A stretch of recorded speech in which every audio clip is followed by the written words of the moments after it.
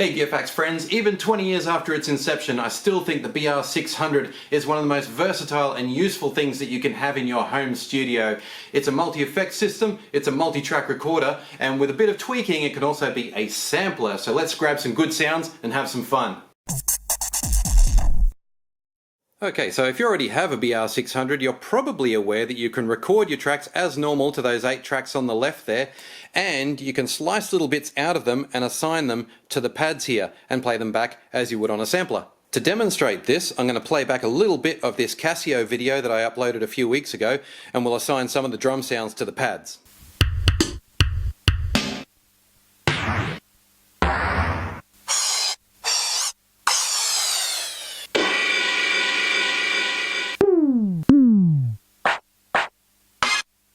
Okay, so that's all been recorded. At the end of this video I'll put in a link to the video that explains how to chop little bits out of this track. Now that we've got those samples, we can set them up as an actual drum kit and then assign that drum kit to the beats that are built into the BR-600. So here's our default kit, and I'll switch that over to the user kits, or song kits as they're called on this machine. The preset beats are extremely tame. We'll just take it back and have a quick listen to the default rock rhythm.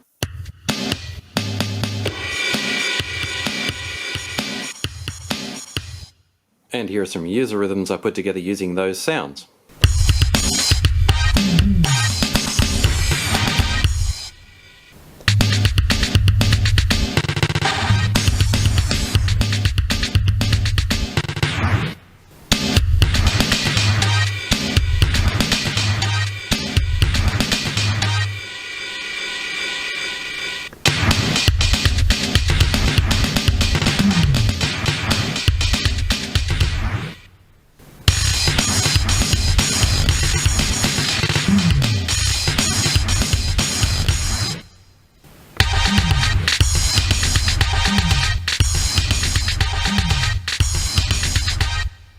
Now let's have a listen to a sampled 808 drum kit.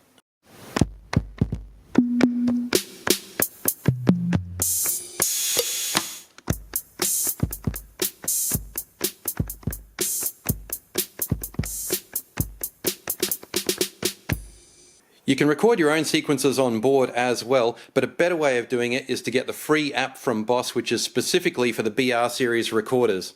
And here it is. The software to look for is BR-900 CD Rhythm Editor. It works on the BR-600 as well. And as you can see, we've got a very familiar form of grid sequencing here. You can have multiple bars. This particular pattern is only one bar.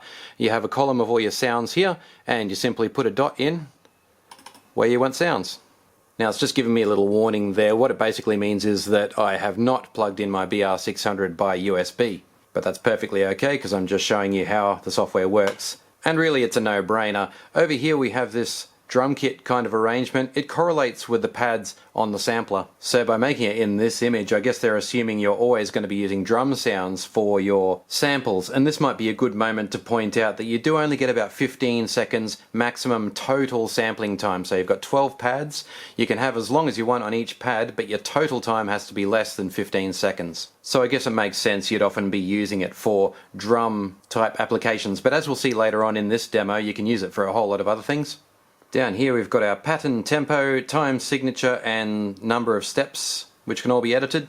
At the top we can name our pattern, and one annoying thing I want to point out, and this is the most annoying thing about the software, is that velocity has to be entered manually. So I entered that one before. If I want to change the velocity from 100 to something else, I've actually got to type it in and press enter. I can't just drag the mouse pointer or rotate the wheel on my mouse or anything like that. It's all got to be done manually. But apart from that, it's pretty quick and reasonably user-friendly. And of course when you press the play button, you'll hear a preview of your beat through the BR-600, which will be plugged in. But if you don't need to be so precise, there's a real-time recorder which will just loop through and allow you to punch in the sounds as you go.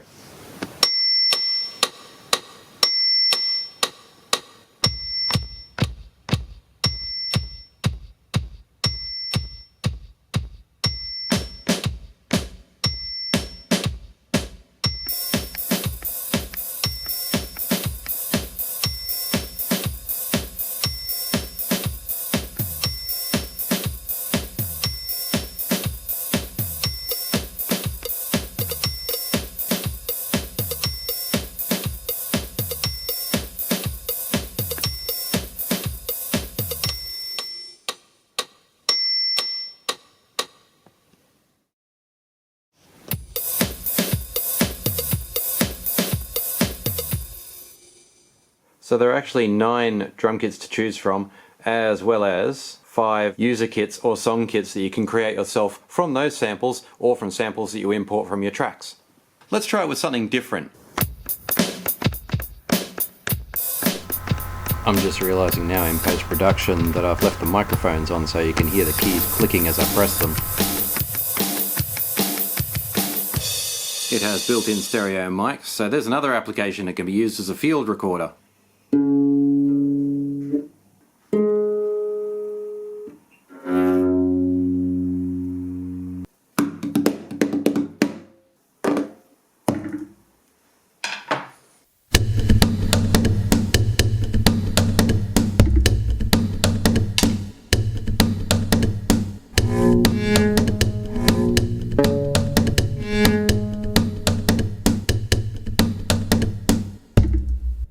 Now it's when you've got good samples like that that you can apply them to the rhythms, and most of it will sound like garbage, but you will get some very happy accidents.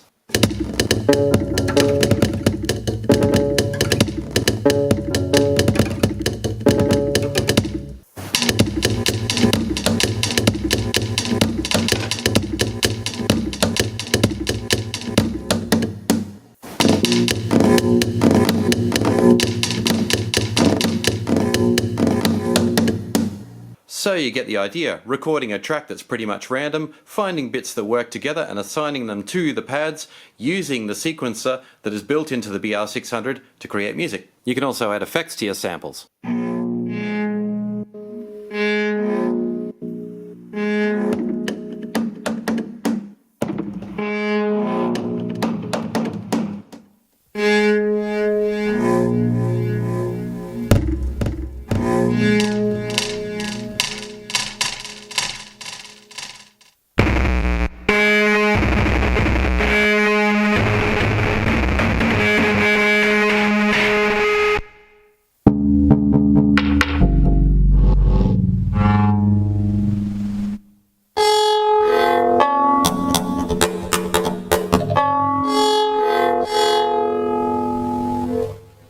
So there it is, Gearfacts friends, still totally relevant. It's got a USB socket at the back there so you can operate all that software and exchange data.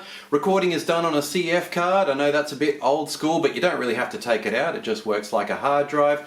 You've got the sampler, you've got the sequencer, you've got the 8-track recording, you've got the multi-effects. Versatility, friends. Thanks for watching Gearfacts. Please like, comment or subscribe. More to come with the BR-600, and I'll see you on the next one.